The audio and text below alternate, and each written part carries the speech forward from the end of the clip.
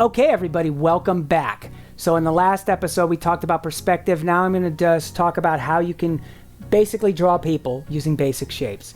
And your basic shapes are, generally speaking, a head is always a sphere, or like an oval, and the body is kind of shaped more like a rectangle, all right? But you don't have to draw them perfectly straight. You're going to learn how to just do this free-handed. So again, this is on paper, but I'm doing this on Clip Studio Paint to just share my screen with you so you can see what I'm doing. Right, so if you were drawing a human, you have their head, and then at the chin level, the neck kind of comes down like so. And it kind of curves. It's almost like a parentheses going the opposite way. And then you have shoulders, depending on like how buff they are. You know, they either have wide shoulders or narrower shoulders, depending, you know, the age, the gender, you know, their physical makeup. So let's just keep this one a little narrow shoulder, right? And then the armpits are about like right here. And so the torso kind of comes down, straight down. Or if they're a little heavier, it kind of comes out like so. So let's make this person a little bit more average. So they're not going to be going to the gym a lot. So there's basically the body. And then the arms are basically like long rectangles. The elbows are generally about here. You know, the fore, and then you got the forearms. And then the hands, you can just indicate with like slight ovals that way, right? Now notice I'm not drawing them in the frame because a lot of their stuff is coming out of frame. Legs are generally longer rectangles, like so, if they're standing with their legs together. And then at the bottom, feet, you can just do a couple of little ovals like that. That's a basic, not to necessarily to scale. You know, notice the arms, but the arms are generally, the hands are going to end up being like down, if you know, like at the top of your thigh, right? The waist, the natural waist is more up here. But, you know, like I said, depending on your foot. But, you know, this is a rough, how you basically do human beings, okay? You know, gender-wise, there's some specific differences, but your basic, if you're sketching a storyboard, you're not necessarily going to need to have to be perfect with it, okay? The important thing to remember is, and in the next episode we'll go over shots, but for now, I'm just going to show you an example. Most of your storyboards, especially when you're doing dialogue scenes, you don't necessarily have to storyboard dialogue scenes, but let's just storyboard a dialogue scene.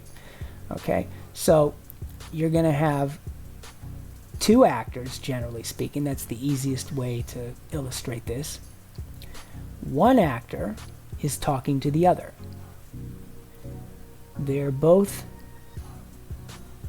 making them both basically neutral. There's no specific gender here. This is just human.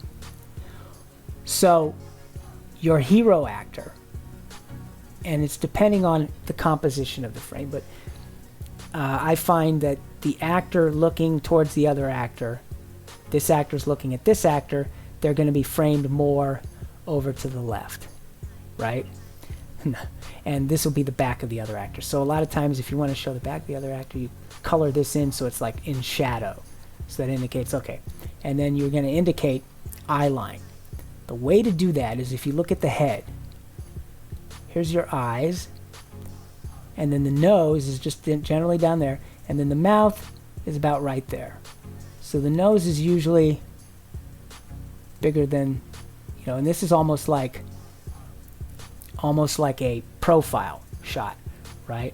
So if you wanted it to be more, you want them to cheat their face towards camera more, so it's not in profile, then draw your center line, your nose line here, and your eye line up there and there, so that when you draw the nose, then both eyes are looking that way, right? And if you've watched Michael Caine's video, I read his book, but especially his video, Acting on Film, he always talks about the eye closest to the camera is the eye that looks at the other actor. So this would be the right eye would be more looking towards the other actor, because this eye is closer to the camera. We are looking through the camera at the frame, all right? So this is more of an eye line. This person's talking to that person.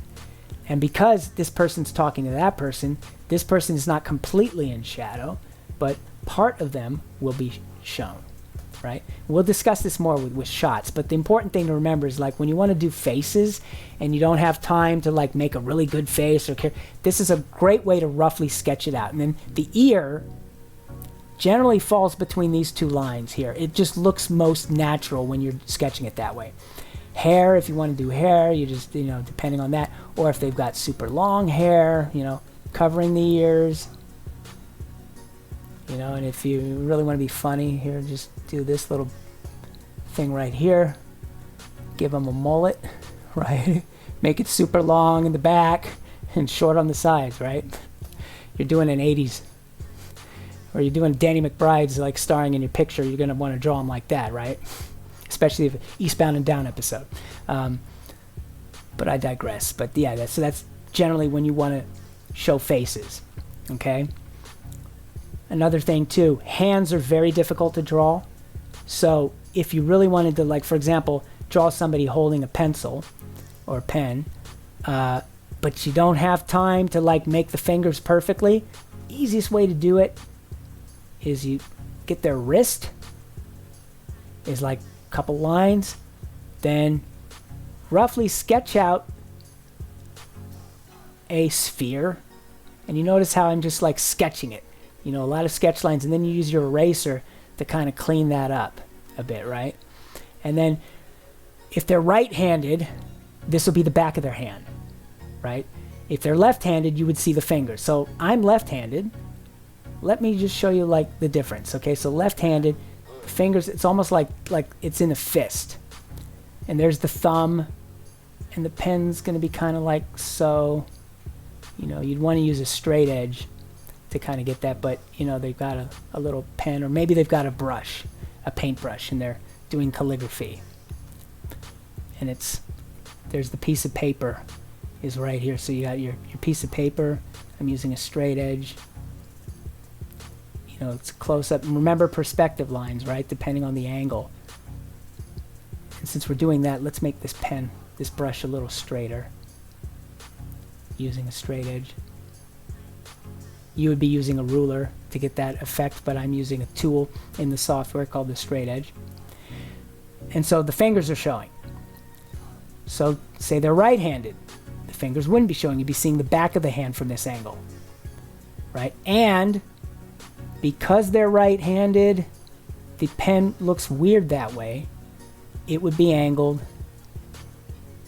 more like that, right?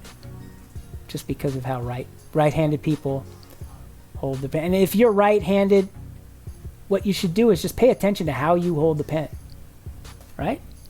And something like that.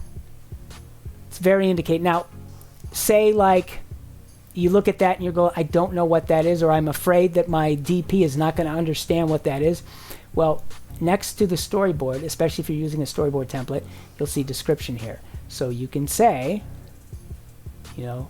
CU or insert INS of hand, signing paper, right? That's a hand, right? Say if you want to have close-up of somebody's foot, there's their leg, the ankle, there's the cuff of their pants, and you just foot kind of like that. Boom. There's a foot, and if they've got Converse on, you gotta, oh, look at that. They've got kicks, sneakers like that, foot. Just rough sketching of people. So in the next episode, what I'm going to do is I'm going to talk to you about the different types of shots and how you compose them. So at any rate, hope you practice this, and I will see you in the next episode.